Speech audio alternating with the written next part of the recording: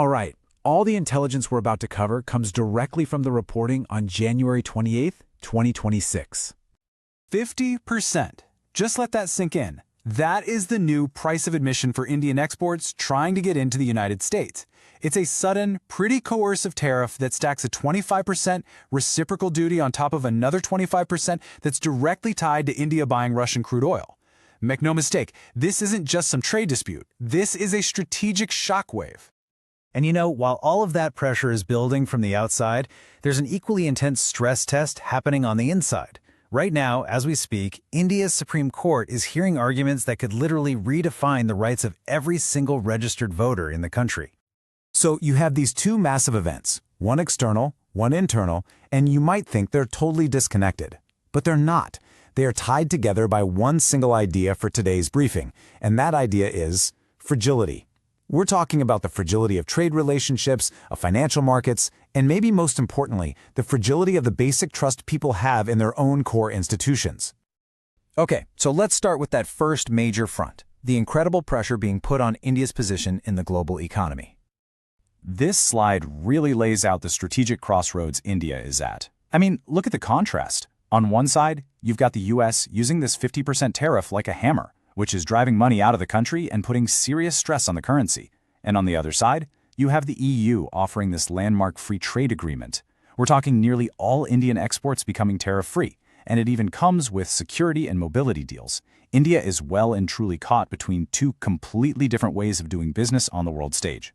So you might be asking, how did this EU deal even get done after being stuck for 15 years? Well, it came down to a clever tactic called tariff line engineering. I know, it sounds super technical, but think of it like a surgical operation during a negotiation. It basically lets both sides carve out these tiny, very specific exemptions to protect their most sensitive industries, things like agriculture and dairy for India, while opening up pretty much everything else. It was the key that finally unlocked the whole thing. Now, all this external pressure is causing some serious ripples back home. The Reserve Bank of India, the central bank, is trying to calm everyone down by cutting its key rates. But the market just isn't buying it. The 10-year bond yield, which you can kind of think of as the country's long-term credit score, is stubbornly stuck at an 11-month high. In plain English, that means people who lend money are demanding higher interest for the long haul because they're just not confident. And this gap between what the RBI wants and what the market is doing is so bad that the RBI is being forced to step in with an emergency 1 trillion rupee bond buying plan, just to keep things stable. So, the bottom line on the external front is this. Big, unpredictable moves by other countries aren't just background noise anymore.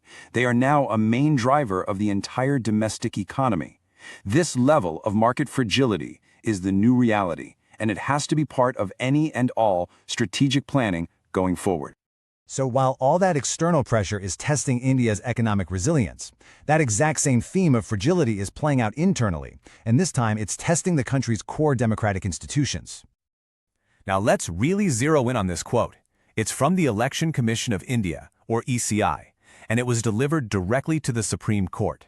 There's a huge case going on about a voter roll revision in Bihar, and the ECI is arguing that being a voter isn't just something you do once. Nope.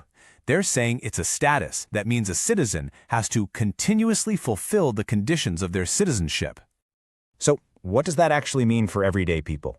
Well, here's the twist. It completely changes what it means to have the right to vote.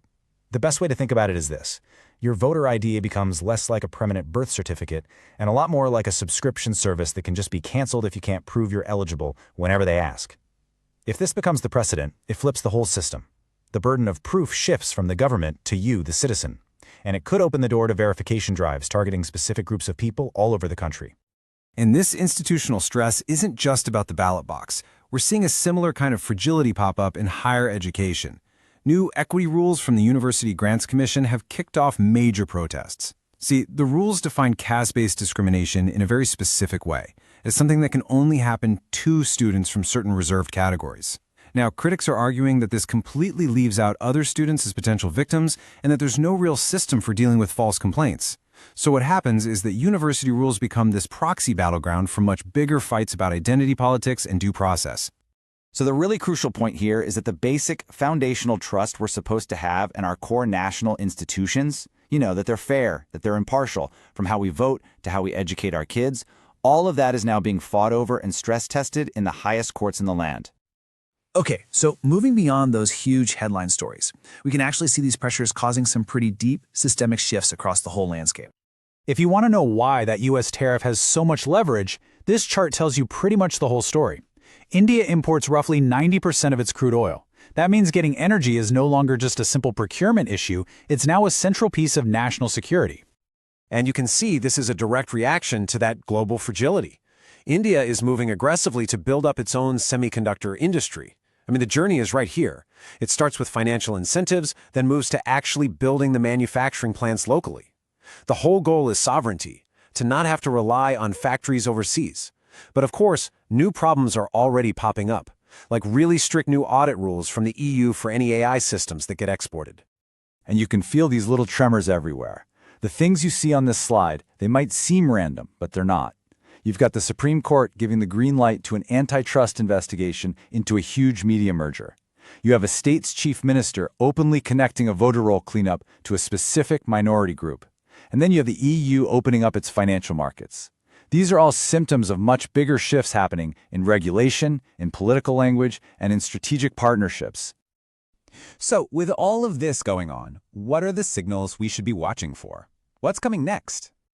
Well, here's the thing. The biggest takeaway from the intelligence is that the key risks here are not some weak signals off in the distance. No, they are Tier 1 events, and they're happening right now. This economic pressure from the outside and these institutional challenges on the inside, they aren't things to worry about for the future, they are the central strategic challenge of today. Okay, so let's bring it all together. What's the final verdict on this whole landscape of fragility? You know, the executive summary of the intelligence really confirms our golden thread. It states very clearly that the risk from the outside is going up because of U.S. tariffs. And at home, institutional trust is the hinge variable. That's a fascinating term. It basically means it's the one single factor that the country's stability could swing on. So they're telling us these aren't two separate crises. And that really is the final synthesis, isn't it? The economic front and the institutional front are completely intertwined. A country's ability to stand strong and push back against external shocks, like a 50% tariff, is directly connected to how unified it is on the inside and how much its own people believe their governing bodies are legitimate.